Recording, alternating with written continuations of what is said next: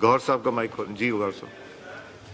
Janab Speaker, with all due respect, I have been insisting that you should give me a point of order. There is very important point to be brought to the notice of the Parliament. पहली बात तो ये जनाब speaker कि जिस तरीके से ये ऑर्डिनेंस ले डाउन किया गया, मैं इसलिए रिक्वेस्ट कर रहा था कि before it is point out, पहली बात तो ये है कि वज़ीर साहब ने जिसका जिक्र किया है ऑर्डिनेंस का, पहली मैं उठा लेता हूँ जनाब स्पीकर, ये इलेक्शन एक्ट वाला इलेक्शन ऑर्डिनेंस में उन्होंने कहा कि ये वही लॉ है जो 2017 का था।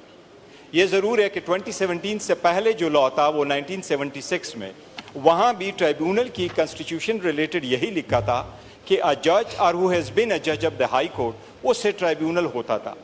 2017 में जो लॉ आया उसमें भी यही वर्डिंग लिखी हुई थी एक्ट सेक्शन 140 में कि tribunal shall comprise of someone who is or has been a जज ऑफ अ हाई कोर्ट। इसमें कोई शक नहीं, ऐसा ही लॉ था। लेकिन ये लॉ अमेंड हो गया था, पार्लियामेंट ने अमेंड कर दिया था, और ये सेक्शन 35 अब जो एक्ट था वो 2023, ये 5 अगस्त 2023 को इस पार्लियामेंट ने अमेंड कर दिया था। और ये पीडीएम की हुकूमत का यही कहना था कि अगर आपने ट्राइब्यूनल इंडिपेंडेंट रखने हैं तो जजेस वो होने चाहिए जो सर्विंग जजेस हो, ना कि रिटायर जजेस हो। अब वो लॉ चेंज हो गया इलेक्शन से पहले। अब इस सुप्रीम कोर्ट की जजमेंट्स मौजूद हैं। वो सुप्रीम कोर्ट की जजमेंट्स ये, सबसे पहले इनके सामने हवाला है वो जावेद जब्बार साहब वाला केस था, 2002 में आया था, जिसमें कानून ये चेंज हो गया था आफ्टर द जनरल इलेक्शन कि जो नेशनल असम्बली का इलेक्शन हार जाए वो सेनेट का इलेक्शन नहीं जीतेगा।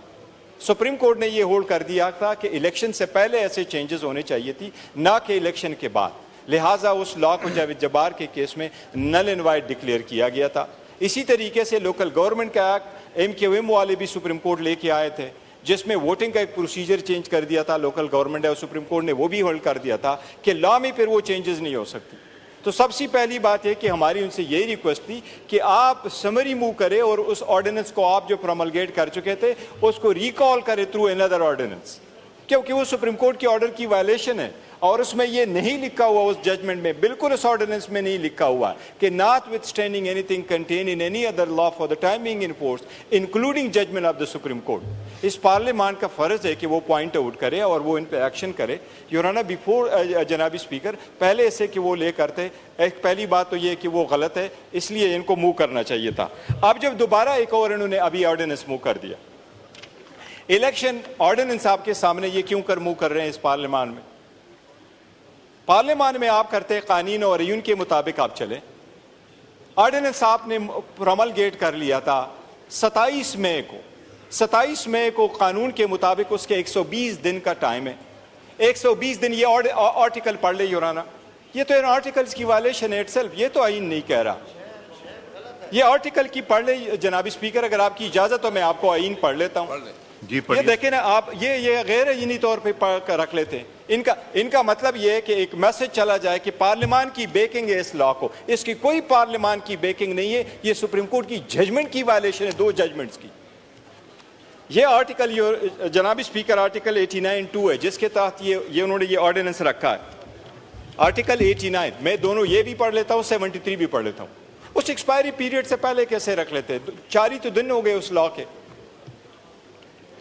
जनाब स्पीकर आर्टिकल 89 कहता है द प्रेसिडेंट में except when the Senate of the National Assembly is in session if satisfied the circumstances exist there which render it necessary to take immediate action, make and promulgate an ordinance as the circumstances may require. Now 2 में लिखा है an ordinance promulgated under this article shall have the same force and effect as an act of a parliament and shall be subject to the restriction as power of the parliament to make law, but every such ordinance shall, number 1, A, shall be laid before the National Assembly if it contains provision dealing with any of the matters specified in class 2 of article 73. जनाबी speaker, ये तो article 73 class 2 का ordinance ही नहीं है। वो अगर ordinance नहीं था तो आपने कैसे पार्लियामेंट के सामने रखा? आप पार्लियामेंट के सामने तब रखते जब 180-120 दिन एक्सपायर हो जाते। किसका? अब आगे मैं पढ़ लेता हूं। And shall stay and repeal at the expiry of 120 days from its promulgation, or if before the expiry of that period a resolution disapproving it is approved by the assembly upon the passing of this resolution. اگر assembly 120 دن سے پہلے resolution pass کرے وہ لا ختم ہو جائے گا. Otherwise آپ نے اگر پروملگیٹ کرنا ہے وہ تو اس دنوں کے بعد آپ نے کرنا ہے, جب دن پورے ہو جائیں گے آپ نے اس کو ایکسٹینشن دینی ہے. آگے پرووائزو لکھا ہے, provided that the National Assembly may by resolution extend for a further period of 120 days and it extends repeated the expiry of that period. اب اگر وہ 120 دن کا ایکسپائری پیریڈ نہیں تھا تو یہ پارلیمنٹ میں لے کے آ جاتے اور کر دیتے. آپ بتائیں, ہمیں ایجوکیٹ کریں, انلائٹ کریں, کیس کے رکھنے کی کیا جواز ہے؟ یہ غیر آئینی نہیں تھا, یہ آرٹیکل کی وائلیشن نہیں ہے, یہ کیا آرٹیکل 73(2) کا ہے؟ جی لا منسٹر صاحب. بھائی نے بڑی وضاحت سے کچھ چیزیں بیان کی ہیں, لیکن مجھے افسوس اس بات کا ہے کہ پارلیمنٹری پریکٹسز اور آئین بڑا واضح ہے اس پہ. آرڈیننس پروملگیشن کے بعد اصولی طور پہ امیجیٹلی پارلیمان کے سامنے رکھنا چاہیے, تاکہ اگر پارلیمان اسے اسٹریٹ اوے ریجیکٹ کرنا چاہتی ہے تو ریجیکٹ کرے, اگر وہ اس پہ ڈیبیٹ کرنا چاہتی ہے تو ڈیبیٹ کرے, اگر وہ کمیٹی کو بھیج کے اس پہ کچھ امینڈمنٹس لانا چاہتی ہے تو وہ لائے, تاکہ جو ہم کہتے ہیں کہ ایک انکلوسیو انپٹ کے بعد وہ ایکٹ کی شکل اختیار کرے. آج یہ آرڈیننس لے ہو گیا اس پارلیمان میں, جناب نے اس کو بھیج دیا کمیٹی میں. It would be now treated as bill, as it has been originated, as it has been.